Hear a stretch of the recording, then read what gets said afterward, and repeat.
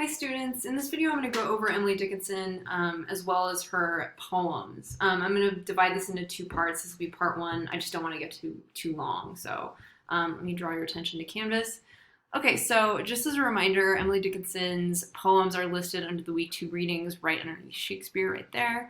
Also, do make sure that you check out the Emily Dickinson lecture video that I posted. This has got a lot of really good information about who she was and the time period that she was writing. It also does a breakdown of her poetry for you, so definitely check that out. I'm going to give you a brief little introduction to her. So we know that Emily Dickinson was alive and writing between the mid to late 1800s. We only know a little bit about her because of her letters that she wrote. So she was pretty much unknown. She wrote under a pseudonym because women were not allowed to publish at that time. This was common. So a lot of women had men in their lives, either friends or family, publish their work for them under a false name, usually a man's name. So it wasn't until modern times, just like Shakespeare, that we really recognize who she was. She was completely unknown, completely underappreciated. And she was this such prolific writer. And like Shakespeare, she took the sonnet and she really flipped it on its head and created her own kind of genre of poetry. She also wrote about things that weren't standard for poetry. So a lot of women at that time were put into tropes in which they wrote about the domestic life. So as a mother, as a wife, writing about those kinds of things, the sentimental things. Emily Dickinson really changed that. She wrote about existentialist ideas. So she wrote about faith, death, belief in God, questions about our purpose in life, all kinds of things that were kind of just so different for women to be writing about, especially at that time in publishing. And so part of that is the time period. So she, was writing in a time when there was no modern medicine. So a lot of people in her life were dying and a lot of children died. And also you wouldn't see people because remember in the 1800s, people could only travel by foot or by horse. So people lived very far away from each other. They often just wrote to keep in touch. There'd be months or years in which people wouldn't see each other and you'd find out someone died through the mail. So it was pretty horrific for her. We also know through her letters that she was kind of a shut-in. She didn't leave her house. She didn't like socializing. She really just wrote all day long and read. And we don't know if that's because she had an anxiety disorder or she had depression, but it's possible. She also never married, though there is a lot of speculation that she was a in-the-closet gay woman because of some romantic letters she exchanged with one friend of hers in particular. Her name was Susan. So anyway, that's kind of what we know about her. So let me go ahead and get to some of the poetry. Oh, before I get to that, I'm going to bring your attention to one thing. I did post the Emily Dickinson lexicon, which is a fancy word for dictionary, which when you go to it, it's how you basically can look up words from her poems. And we're going to use this as we're annotating. So let me go ahead and pull up a poem. Also, we always refer to Emily Dickinson's poems by their first line. That's their title. So you would just put that in quotation marks if you're talking about this poem. Okay, so I'm going to go ahead and read it. If your nerve deny you, go above your nerve. He can lean against the grave if he fear to swerve. That's a steady posture, never any bend. Held of those brass arms, best giant made. If your soul seesaw, lift the flesh door. The poltron wants oxygen, nothing more. Okay, so let's go stanza by stanza. If your nerve deny you. So you'll notice that this is capitalized and repeated twice. There's repetition. That's important. So we want to look up the meanings of that word. So let's go to the lexicon and look up the word nerve. So kind of like Shakespeare, she liked to play with the meaning of words. Like she would have a word and it could mean 3 or 4 different things depending on your interpretation of it. So nerve could be a sensory organ like the brain or the fibers that run through the body. It could be pain. Or it could be courage. Okay, so let's see. So this could be your physical nerves in the body. It could be pain, or it could be courage.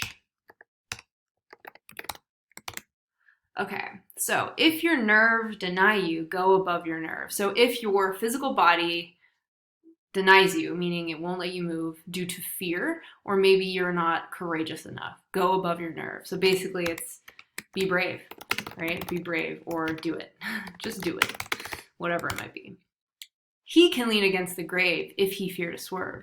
So he in the sense could be the royal we, which is God.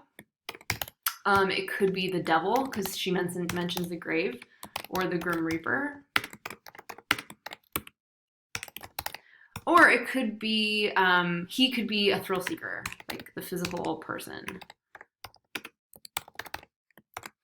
So he can lean against the grave if he feared to swerve. So if we're talking about God, it could be that God has the ability to just ignore death. Or if it's the devil controls death. So the devil just leans against it, right? It's like a chill stance. Or a thrill seeker can just lean against it, get close to death, but not go into it, right? If he feared to swerve. So basically, again, just be brave, right? Be brave like God. Be brave like the Grim Reaper. Be brave like a thrill seeker. That's a steady posture, never any bend, held of those brass arms, best giant made. So a steady posture is something that's stiff. This could be a dead body, or it could be somebody that's confident. Never any bend. Again, stiff or confident, like unwilling to waver. So unwilling to move or sway. Swerve could also be, I looked it up before, it could be to sway. So that could be to sway away from death, to sway away from fear, or it could be to sway away from faith. Okay, so never any bend, held of those brass arms, best giant made. So again, this is a cultural reference. This could refer to a coffin. Coffin is a giant that was made by man that has brass arms that you carry when there's like pallbearers. So it could be a coffin, or it could just be something that's strong, right? Okay, if your soul seesaw, lift the flesh door. So if your soul is seesawing, I don't know if you guys know what a seesaw is, but it's in a playground, it's that thing that is like a plank that's got something in between it. So if you sit on one end, the other person goes in the air, and then if they sit, you go up in the air. It basically goes back and forth. It's unsteady. So unsteady, up and down. So again, if your soul is up or down about death or fear or faith, lift the flesh door. This is a weird thing. This could mean your physical body, like your skin. It could be your mouth. Or it could literally be the action of putting your face to the sky, like reaching your head up to heaven. So facing heaven or the sky. Okay. So if your soul seesaw, so if you're unsteady, if you're up and down, just go ahead and move, or open your mouth and speak, or face the sky, look to God, right? This could be what it could be saying. The poltron wants oxygen. So what's a poltron? Let's look that up. It's weird. So a poltron is a coward or a rogue or a scoundrel or a rascal. Okay. So poltron is a coward or a rascal, so troublemaker. The pauldron wants oxygen, nothing more. So basically, it wants your life, wants life or energy.